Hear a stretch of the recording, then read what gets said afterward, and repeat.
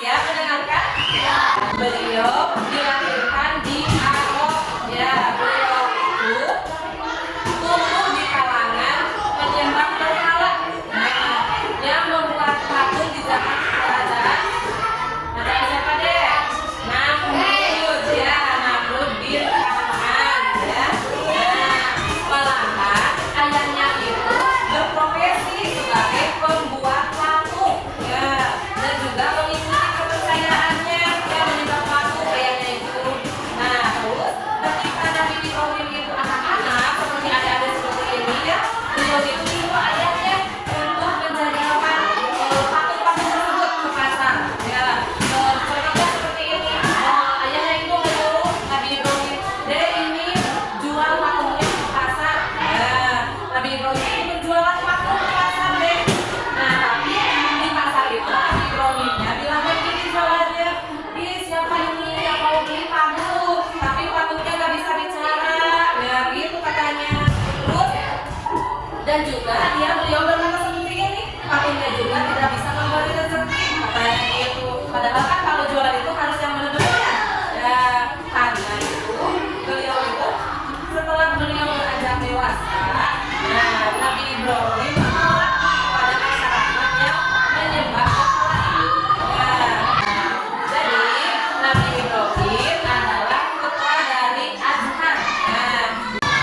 Nah, selanjutnya, ya, setelah beliau beranjak dewasa, Nabi Ibrahim itu menghancurkan berhala-berhala tersebut yang tadi dibuat oleh ayahnya. Malahan yang berhala kecil-kecil itu dihancurkan semuanya. Yang disisakan itu berhala yang besar sekali. Karena, nah, berhala yang besar itu supaya kelihatan, ya, ada sisanya, ya, dan juga setelah lama kemudian, ya, setelah dihancurkan berhalanya itu, ada masyarakat yang berbondong-bondong mendatangi Nabi Ibrahim ke rumahnya. Mereka menuduh Nabi Ibrahim yang menghancurkan berhala itu. Lalu Ibrahim itu disidang dan dihukum oleh semua masyarakat yang menyembah berhala itu. Dihukum itu apa deh? Ya, pinter. Jadi Nabi Ibrahim itu dihukumnya itu dibakar di atas api yang besar, ya. Nah, disinilah Nabi Ibrahim diperlihatkan mukjizatnya deh. Jadi, ya, Nabi Ibrahim itu ketika dimasukkan ke dalam api yang membara yang besar karena mukjizat Allah, ya.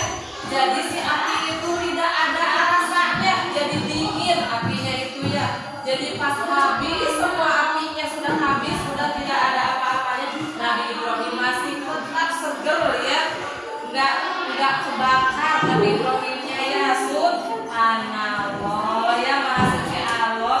Jadi itu disebutnya Nabi Ibrahim itu tidak bisa dibakar, ya, mukjizatnya. Ya. Nah, jadi Nabi Ibrahim dan Siti Hajar beserta putranya melakukan perjalanan menuju Mekah.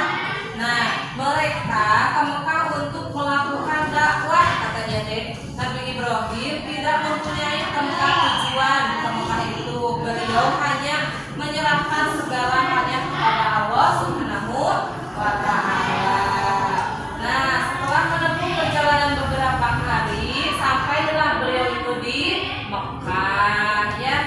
Nah, di Mekah itu dulu itu tempat tinggalnya itu gersang, panas, tandus, ya, belum ada banyak bangunan-bangunan, ya. Setelah sampainya di Mekah, beliau pergi berdakwah ke Mekah dan tinggallah Hajar bersama Ismail di tempat sunyi dan terpencil. Ismail dan ibunya mendapatkan cobaan dari Allah Subhanahu wa Ta'ala.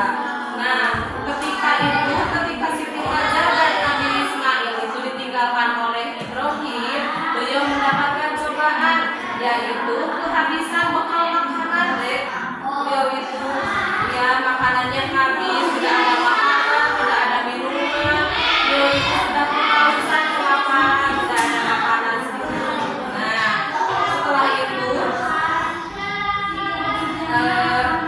Siti Hajar berlari-lari mencari air ke sana kemari ya, di padang pasir itu tidak ada pohon, tidak ada apa-apa.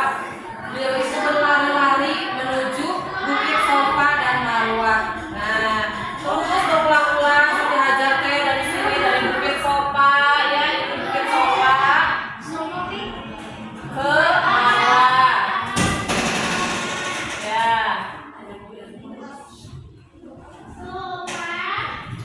Nah, beliau berulang-ulang dari Bukit Sofa ke Marwah sampai ke 7 kali ya, berulang-ulang ya.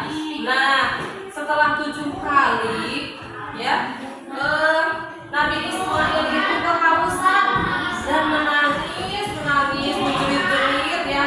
Gimana bayangkan sama adek ketika anak kecil mau minum, nangisnya kayak apa deh? Gitu ya. Terus Siti Hajar itu berlari mencari air dan berdoa memohon pertolongan kepada Allah ya. Nah, Nabi Ismail menghentak-hentak kakinya ke tanah dek, nangis sambil kakinya dihentak-hentak ya.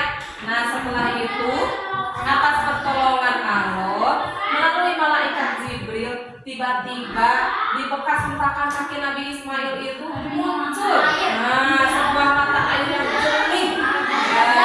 Masya Allah ya.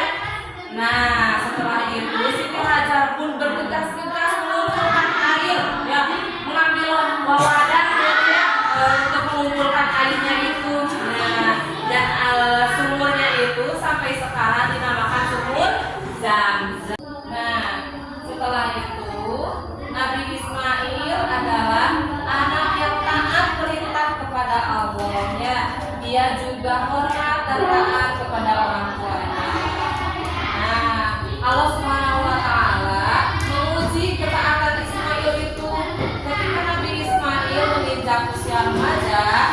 Allah Subhanahu wa taala memerintahkan agar Nabi Ibrahim menyembelih Nabi Ismail. Perintah tersebut diterima oleh Nabi Ibrahim melalui mimpi.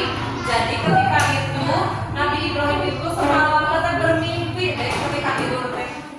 Ketika bermimpi ada suruhan dari Allah harus menyembelih Nabi Ismail. Kalau ada gimana bapaknya mimpi, mau enggak disembelih? Enggak ya. Tapi Nabi Ibrahim dan Nabi Ismail itu katanya taat dan turut terhadap perintah Allah. Jadi, nah, ketika itu Nabi Ibrahim kemudian menceritakan mimpinya kepada Nabi Ismail ya, dengan penuh keikhlasan. Nabi Ismail siap untuk disembelih. Katanya Nabi Ismail itu ya, tanpa sepengetahuan Siti Hajar, keduanya pergi ke bukit untuk melaksanakan perintah Allah. Diajak Ibrahim kayu Ismail sedang disembelih. Katanya gitu deh.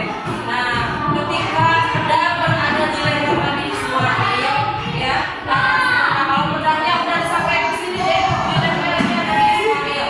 Karena udah ditidurin di sini Ismailnya, udah di pedangnya sampai tadi ditaruh di lehernya Nabi Ismail.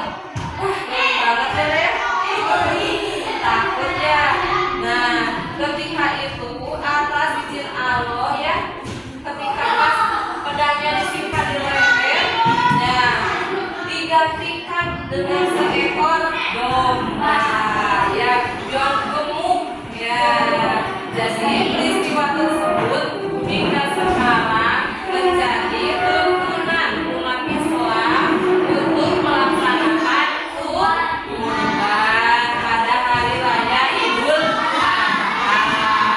Nah, setelah ibu menceritakan kisah tentang keteladanan Nabi Ibrahim, sekarang ibu mau bertanya. Nah, siapa yang berani maju ke depan sambil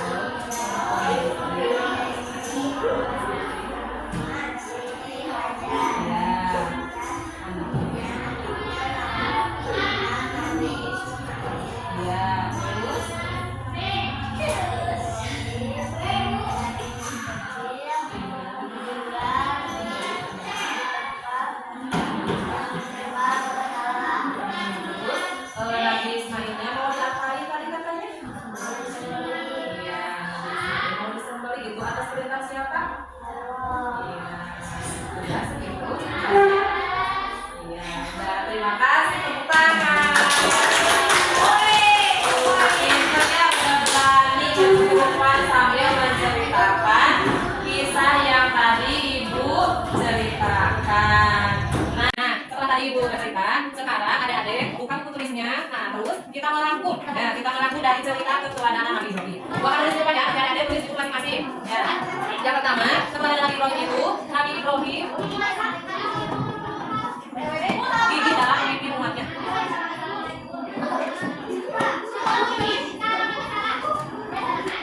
Nah, terus yang kedua, Nabi Ibrahim selalu taat dan patuh pada Allah.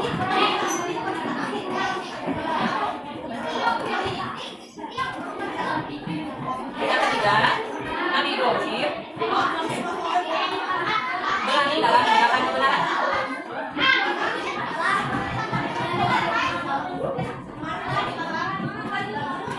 Ya, ada ya? Ya kan? Yang keempat, Nabi Ibrahim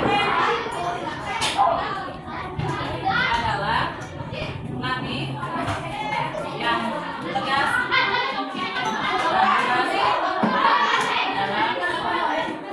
dalam berbicara. Nah, itu rangkumannya dari cerita Nabi Ibrahim tadi. Silakan tulis dulu bukunya masing-masing.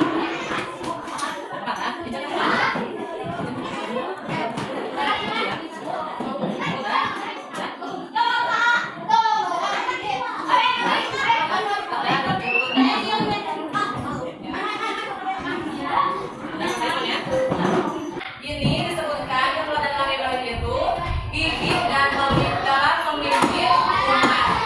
Jadi beliau selalu berserah diri kepada Allah Subhanahu wa Ta'ala. Ya, yang kedua, Nabi Ibrahim apa yang dia baca?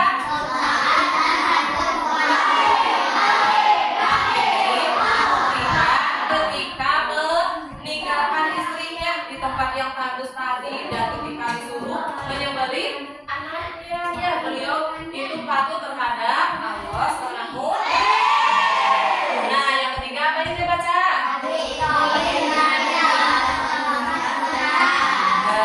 Hal ini dibuktikan ketika Nabi Ibrahim melawan Raja Namrud, ya, ketika tadi sedang menyembah berhala, ya tadi. Yang terakhir ini apa deh?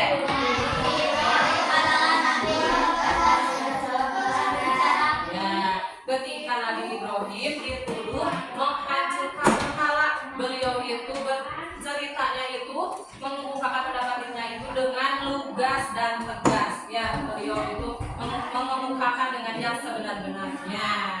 Nah, sampai di sini sudah ada yang mengerti, sudah dipahami? Sudah dipahami semuanya? Nah, setelah membuat rangkuman tadi, sekarang adik-adik kerjakan latihan di dalam buku LKS-nya. Lihat buku LKS-nya deh. Lihat buku LKS-nya. Nah, latihannya kerjakan ya. Ada tugas mandiri 1 ya. Kerjakan itu latihannya. Nah, adik-adik, tadi kan sudah dijelaskan ya ceritanya. Karena sekarang sudah sampai di jam akhir ya. Kita tutupkan pelajaran hari ini.